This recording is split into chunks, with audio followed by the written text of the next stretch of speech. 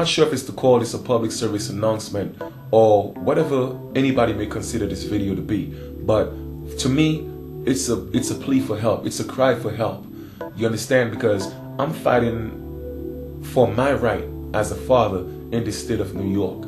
So I'm reaching out to the President of the United States. I'm reaching out to the Governor of New York. I'm reaching out to the Mayor of New York. And I'm speaking on behalf of all the fathers who are doing the right thing, who has been doing the right thing with their kids or their kid, and the system is taking advantage of them. Somebody has to put a stop to it, because you could only push people so far, you understand, until they start pushing back. A lot of times things happen in life and people do crazy things, and everybody, you know, they're like, okay, well, you know what, he was such a nice guy.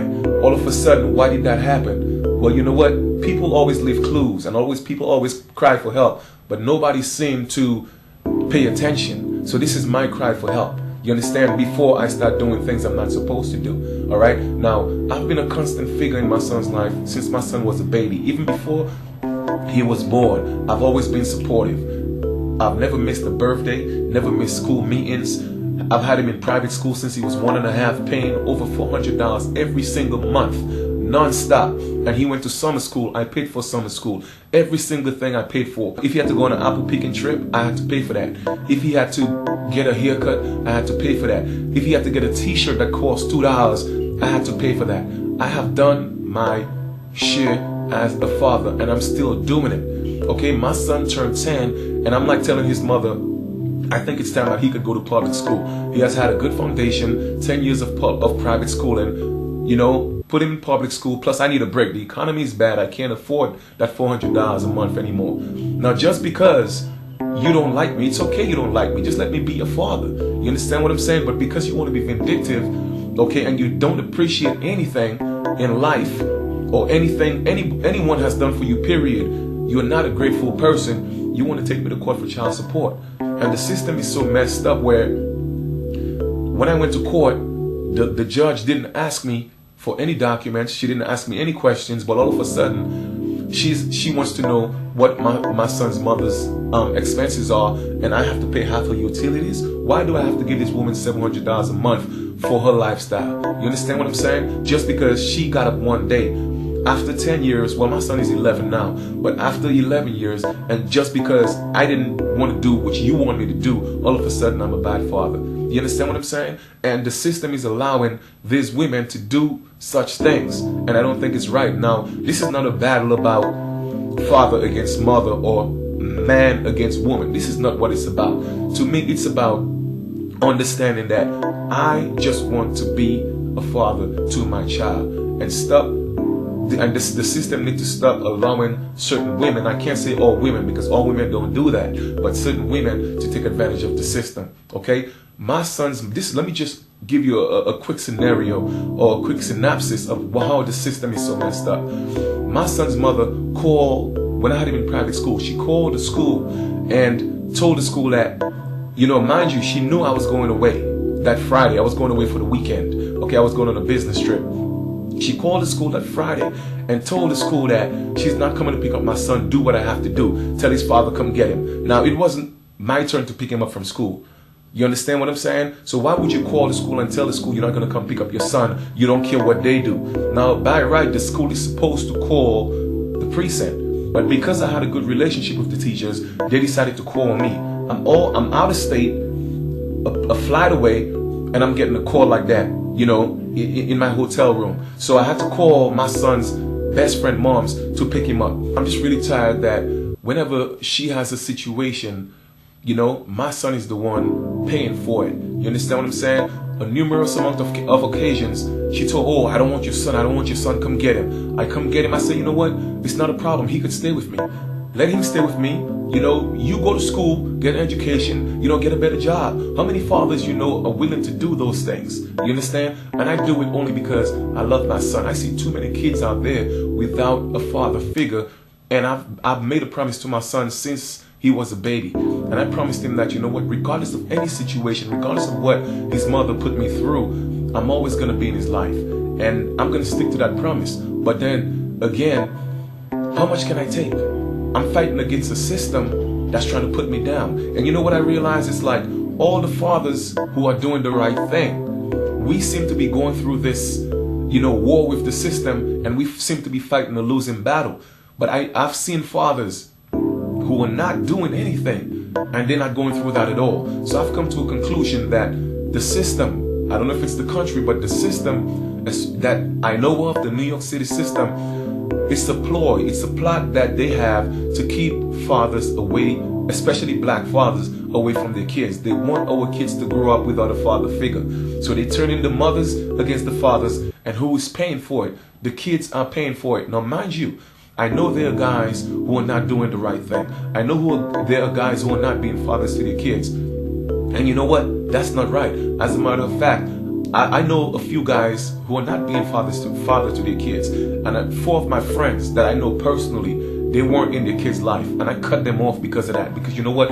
I cannot condone a man not being a father to his child, regardless of what the situation is. So if me personally, I'm taking this to heart when another man is not being a father to his child, just imagine how I feel about my child. I love my son to death, and it hurts, and it makes me cry, you understand? And they say men don't cry, but it really hurts because I love my son, you understand? And it hurts me that me as a father, I'm trying to do the right thing, and just because a woman, has a personal vendetta against me, I don't know, whatever her reasons may be, to me, it shouldn't justify the actions you taking, you understand? Trying to push it to the extent where you're even trying to send me to jail, you understand? Because you don't like me, why? My question is, why is the system allowing certain women to do those things? Just walk into a court and say, you know what, he's a bad father, and you try to put me through the ringer.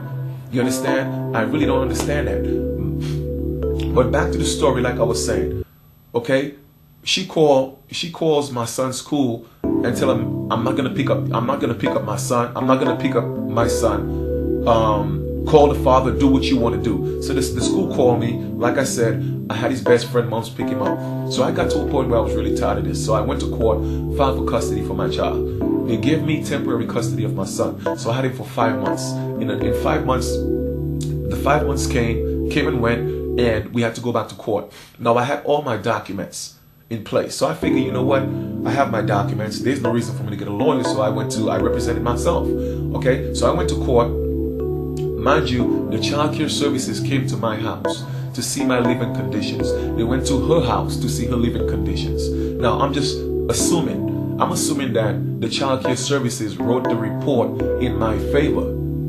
Okay? And I have solid grounds for saying that, because the day of the court date, now mind you, the guardian who's supposed to have, quote unquote, the best interests of my son at heart, she's asking the judge and the lawyer, again the city lawyers, to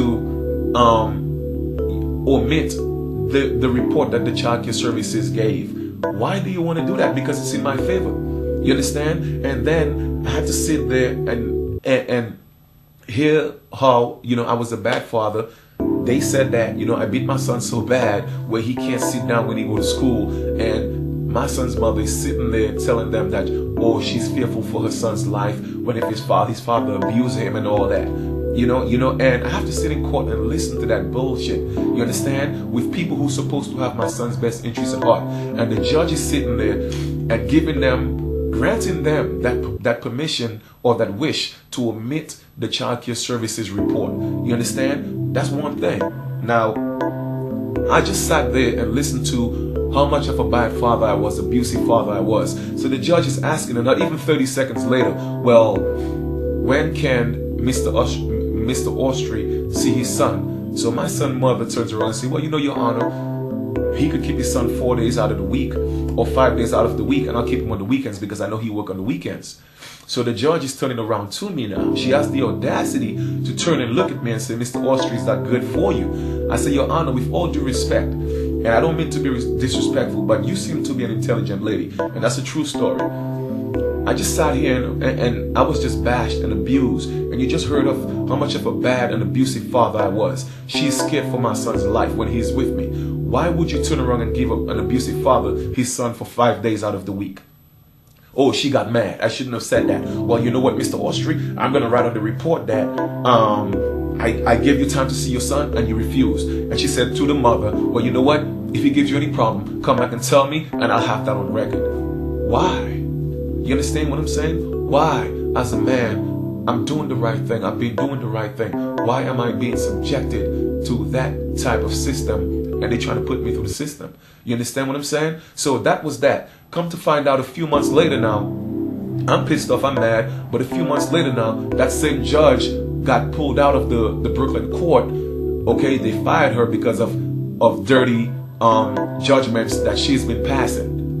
She was all over the news and stuff like that. So I'm asking, why do I have to be dealing with this? You understand? And now I can't appeal now because they're telling me it's too late. You know, it's too late.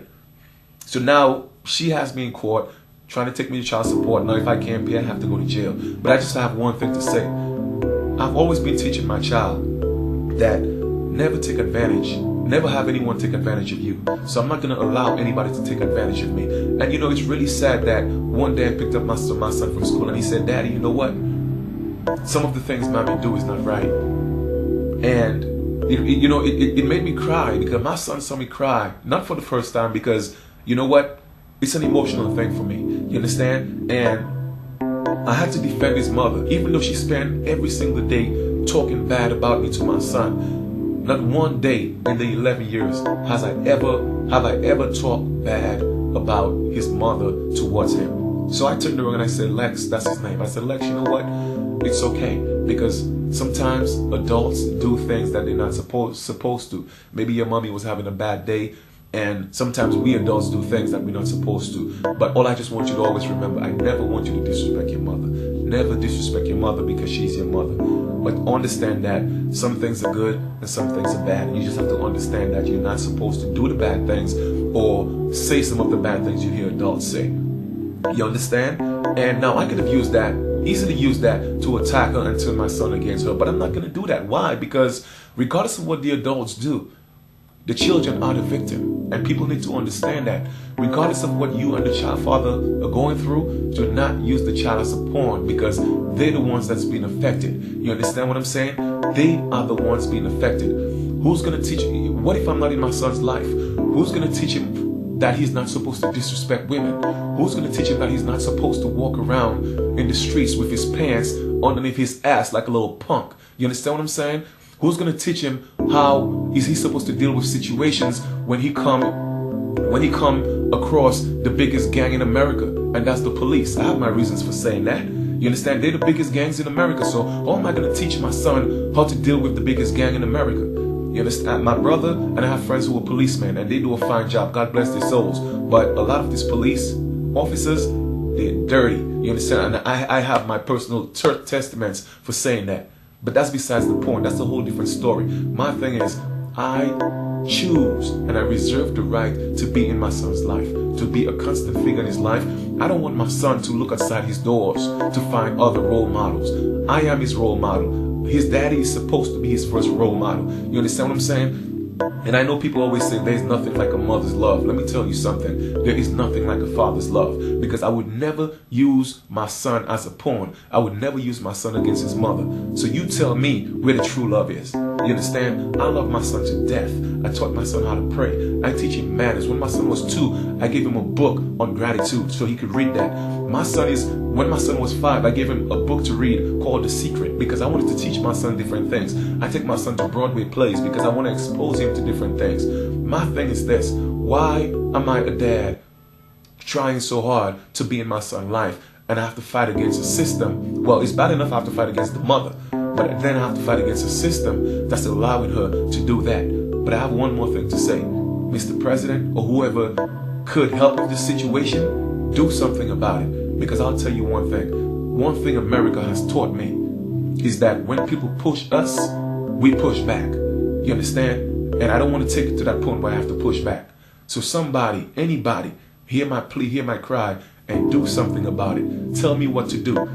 Get in contact with me. Let me know how to deal with the situation because I'm at a point where I can't take it no more. You understand? Because like I said, America has taught me never let people take advantage of you.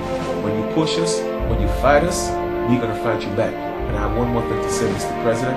Congratulations on Ben Laden. You understand? Because I'll fight back.